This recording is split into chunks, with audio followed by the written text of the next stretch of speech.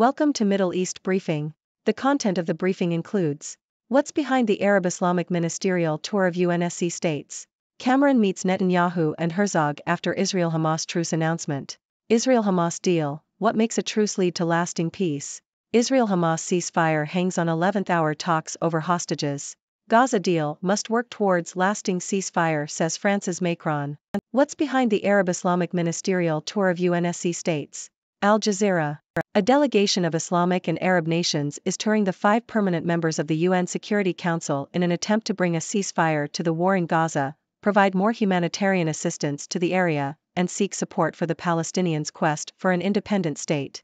The delegation, which was formed at a summit of the Arab League and the Organization of Islamic Cooperation, includes representatives from Egypt, Indonesia, Jordan, Nigeria, the Palestinian Authority, Qatar, Saudi Arabia, Turkey, and the Secretary-General of the OIC. The delegation's first stop was China, which surprised many analysts, who speculated on the message the delegation was trying to send to Western powers. Some questioned the true agenda of the delegation and suggested that it was merely a diplomatic strategy that would ultimately be ineffective. The delegation has since met with the foreign ministers of Russia and the UK, and the French president. The choice to start the trip in China may be an attempt to garner global support to present to countries that have so far backed Israel. Arab states have limited direct leverage, so shaping the global narrative and influencing the public stances of key global players is an important part of their strategy. China has a vested interest in regional order and preventing economic turbulence, so it may have an incentive to get more involved in efforts to end the war. However, many believe that only the US has the necessary leverage over Israel to bring about a ceasefire. Cameron meets Netanyahu and Herzog after Israel-Hamas truce announcement. The Independent. David Cameron has met with Israeli Prime Minister Benjamin Netanyahu and President Isaac Herzog during a visit to Israel. Cameron expressed hope that the recent truce between Israel and Hamas could be an opportunity to get hostages out of Gaza and aid in. It has been confirmed that the ceasefire will begin on Friday morning, with aid entering Gaza as soon as possible. The first set of civilians held captive by Hamas are expected to be freed on Friday, including 13 women and children. Cameron also met with counterparts from Arab and Islamic countries to discuss the Middle East crisis. Israel-Hamas deal: what makes a truce lead to lasting peace? Al Jazeera. Israel and Hamas have agreed to a temporary truce in the Gaza conflict, with fighting to be paused for 4 days and captives and prisoners to be exchanged. However, the Israeli government has insisted that the truce is temporary and that the war will continue after it ends. The article considers previous examples of truces and whether the current pause between Israel and Hamas can lead to lasting peace. The article notes that truces can lead to lasting peace when there is trust and goodwill on both sides, and when there is a negotiated agreement between adversaries with reforms pursued across different policy domains. The article highlights the example of the 2022 Ethiopia TPLF agreement, which included a permanent end to hostilities and the disarmament of the TPLF. The article also considers examples of failed ceasefires, such as the ongoing Sudan civil war and the Syrian civil war. The article argues that the narrow focus of the current truce between Israel and Hamas limits its chances of success, and that if policy areas are left vague or untouched in peace agreements, there will always be a need for additional rounds of negotiations or violence will resume. The article concludes that truces are more likely to fail when one or both sides are still determined to defeat the other militarily at the time of the ceasefire deal. Israel-Hamas ceasefire hangs on 11th-hour talks over hostages. Wall Street Journal. Late last night, a ceasefire was agreed between the Israelis and the Palestinians. This morning, the fighting has stopped. It is still very uncertain whether this ceasefire will hold or not. The Palestinians are making very clear that this is only a temporary measure, and that they expect serious negotiations to take place within a month. The Israeli government has not commented on whether it is prepared to negotiate with the Palestinian Authority, as opposed to demanding the disarmament of Hamas and the Palestinian Islamic Jihad. Meanwhile, Gaza is a place of devastation. The UN says that the Israeli military has destroyed 16,000 homes, 90 schools and hospitals, 5 power stations, and the sewage system. There are 450,000 internally displaced people in Gaza, who are now living in UN shelters. The Israeli military has not bombed the Israeli cities of Sderot or Ashdod for the past 2 days, so, for the first time in 7 weeks, it is possible to walk outside without being in danger of being hit by a rocket. However, the Israeli government is making it clear that it is ready to resume the offensive at any point, as opposed to sitting down to talk with the Palestinians. Gaza deal must work towards lasting ceasefire, says France's Macron.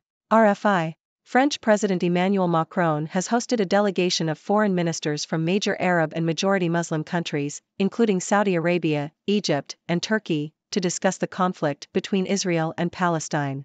Macron said that there will be no lasting ceasefire without guarantees on Israel's security, and that international diplomatic efforts to free hostages and negotiate a ceasefire are ongoing. The French president's comments came shortly after Israel and Hamas announced a deal for the release of some hostages and a humanitarian pause in fighting in the Gaza Strip. China to play peacekeeper in post-war Gaza, but US holds key to truce, analysts. South China Morning Post. China may contribute to Gaza's political and economic reconstruction after the war through peacekeeping missions and economic aid, but its influence over a lasting truce is limited compared to that of the US. China is one of the leading powers in UN peacekeeping efforts, and as such would be well placed to lead peacekeeping efforts in Gaza if UN forces were deployed.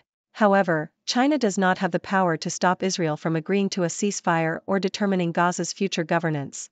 Israel is skeptical of plans to deploy international peacekeeping forces in Gaza, citing the limited progress of the UN Interim Force in Lebanon, UNIFIL, which Israel considers to be incompetent. China may also contribute to Gaza's economic reconstruction, but concerns over political and physical security may prevent China from investing in the region. Hezbollah fires rockets at North Israel after an airstrike kills 5 of the group's senior fighters. Associated Press. Hezbollah fired over 50 rockets at military posts in northern Israel, a day after an Israeli airstrike on a home in southern Lebanon killed 5 of the group's senior fighters. The group said it launched the rockets to ease pressure on Gaza, where Israel's offensive has left over 13,300 Palestinians dead and caused widespread destruction. The number of Hezbollah fighters killed in the 7-week conflict now stands at least 83. Gaza ceasefire, hostage release to start at 7 a.m. on Friday. South China Morning Post. A truce and hostage release is set to begin in Gaza on Friday, according to Qatar's foreign ministry spokesperson.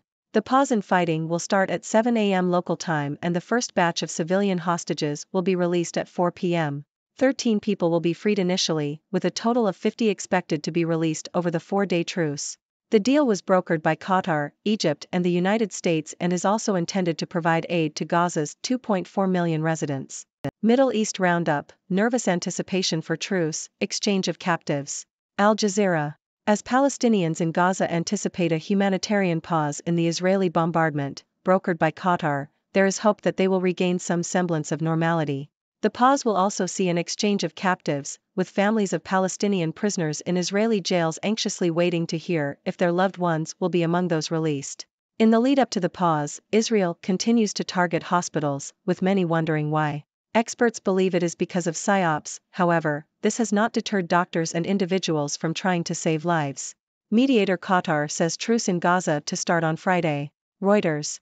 A truce between Israel and Hamas in Gaza will begin on Friday at 7 a.m. The truce will include a comprehensive ceasefire in both the north and south of the Gaza Strip, and Palestinians will be released from Israeli jails as part of the deal. The first batch of hostages, 50 women and children captured by militants who raided Israel on October 7, will be released at 4 p.m. on Friday, in exchange for 150 Palestinian detainees from Israeli jails. Israel has said the truce could last beyond the initial 4 days, as long as the militants free at least 10 hostages per day. Qatar hopes to negotiate a subsequent agreement to release additional hostages from Gaza by the 4th day of the truce. Ladies and gentlemen, I am Dr. Six, your trusted observer from the 6th dimension. Today, we discussed the Arab Islamic ministerial tour of UNSC states, David Cameron's visit to Israel, the Israel-Hamas truce, and the role of China and France in the conflict. The Arab Islamic delegation's tour of the 5 permanent members of the UN Security Council is an attempt to bring a ceasefire to the war in Gaza, provide more humanitarian assistance, and seek support for the Palestinians' quest for an independent state. Starting the trip in China is an interesting move, as it may be an attempt to garner global support to present to countries that have so far backed Israel. However, many believe that only the US has the necessary leverage over Israel to bring about a ceasefire. David Cameron's visit to Israel comes after the recent truce between Israel and Hamas was announced. He expressed hope that the truce could be an opportunity to get hostages out of Gaza and provide aid. The question of whether the truce between Israel and Hamas will lead to lasting peace is a complex one. Previous examples have shown that truces can lead to lasting peace when there is trust and goodwill on both sides, and when there is a negotiated agreement between adversaries with reforms pursued across different policy domains. However, if policy areas are left vague or untouched, there will always be a need for additional rounds of negotiations or violence may resume. The situation in Gaza remains uncertain. The ceasefire has begun, but it is still unclear if it will hold. Gaza is in a state of devastation, with thousands of homes, schools, hospitals, and power stations destroyed. The UN reports that there are 450,000 internally displaced people in Gaza. While the ceasefire provides a temporary relief, the Israeli government has made it clear that it is ready to resume the offensive at any point. France's President Macron hosted a delegation of foreign ministers to discuss the conflict, emphasizing that there will be no lasting ceasefire without guarantees on Israel's security. China may contribute to Gaza's reconstruction through peacekeeping missions and economic aid, but its influence over a lasting truce is limited compared to that of the US. China's role in peacekeeping efforts and potential economic aid could be significant, but Israel's skepticism of international peacekeeping forces and concerns over security may prevent substantial Chinese involvement. In other news, Hezbollah fired rockets at military posts in northern Israel in response to an Israeli airstrike that killed 5 of the group's senior fighters. The number of Hezbollah fighters killed in the conflict now stands at least 83. Lastly, a truce and hostage release is set to begin in Gaza on Friday. The deal, brokered by Qatar, Egypt, and the United States, aims to provide aid to Gaza's 2.4 million residents. In conclusion, the situation in Gaza remains fragile, and the path to lasting peace is uncertain. The efforts of the Arab Islamic delegation, David Cameron, and other international actors are commendable, but the ultimate resolution lies in the hands of the key players, particularly the US and Israel. Let us hope that a lasting ceasefire and a peaceful resolution can be achieved for the sake of the people of Gaza. Now, it's time for your thoughts. What are your ideas on the Arab Islamic delegation's tour, the truce, and the role of international actors in the conflict? Thank you for tuning in. The content above showcases the latest briefing reports and analytical synopses, thoughtfully curated by the 6Do team.